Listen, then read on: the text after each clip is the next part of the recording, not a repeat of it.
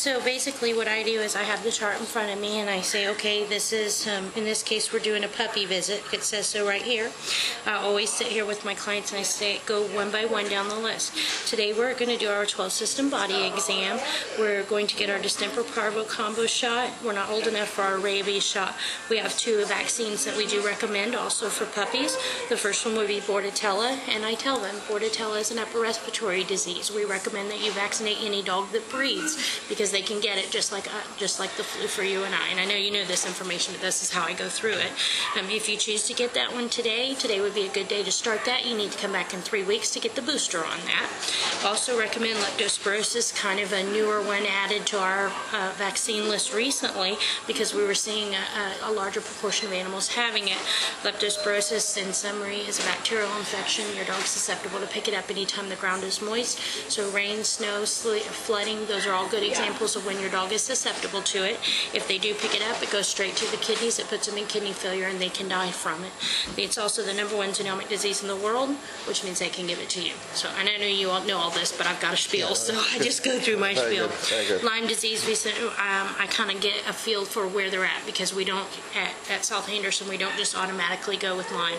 So if we're going to go camping or if I think they're going to, if they tell me something that makes me think, well, we could be more at risk, then I'll bring that up. The other thing with leptospirosis, I always tell them is that you need to come back in 3 weeks for a booster, and if you cannot commit to making it at that time, 2 days before, 2 days after is okay, but if you're going to be a week late, you have to start over, you're wasting your money, so don't do it today. So. Bordetella also, we do that one for $16.10 if you're here for vaccines, but if you're coming back later, it's $23. So something else for them. Always do a deworming. We are going to give Nemex, which is Pyrantel, but I also want to check for some other things because some of those things can be passed on to you or children in your neighborhood or area if they happen to go through your yard. So if they don't bring us a fecal sample, then we have them generally send one of those cups home, and then they bring it back to us. And I always put prepaid on there so we've got it out of the way. It's easier for them to come back later. It's easier if we don't prepay it for them to say, oh, I'll just do it later. So if they've already prepaid and it's already done, then they'll stop by and bring it in. Frontline Plus we recommend for all animals year-round.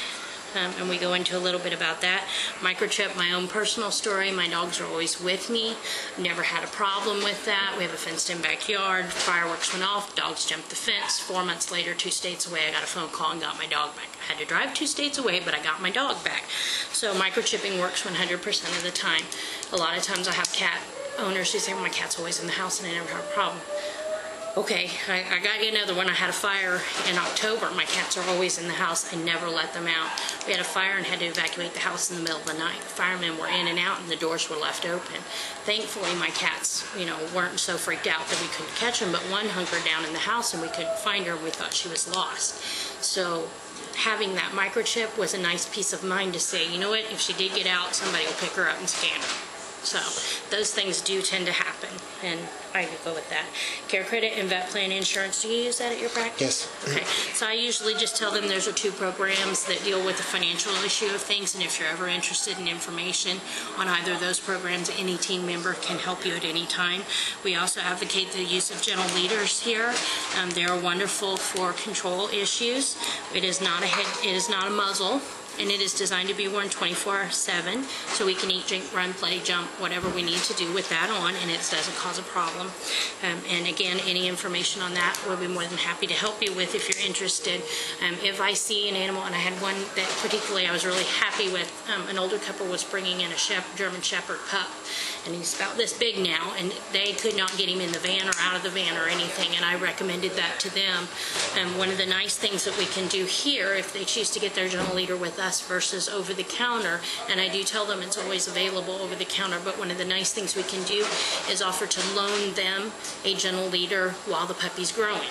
We can also custom fit it, which they cannot do at the store, and we can also offer them an opportunity to borrow a DVD or a video from us that explains gentle leader and how it works, so they can read that, look at it, see it, and decide if that's what's right for them. In order to get that video, they would have to purchase the entire kit. So it's kind of nice that Dr. Edelman lets us do that. We do recommend blood and urine for every animal. Puppies, little ones, we like to do that at some point in the first 3 years. One of the nice things is at that point I usually say, are you planning on breeding this animal? And if they say no, then my immediate response is then when we start talking about the 4th set of shots, we're not going to start talking about neutering and spaying. There's, the only good reason really not to spay or neuter would be if you were planning to breed them.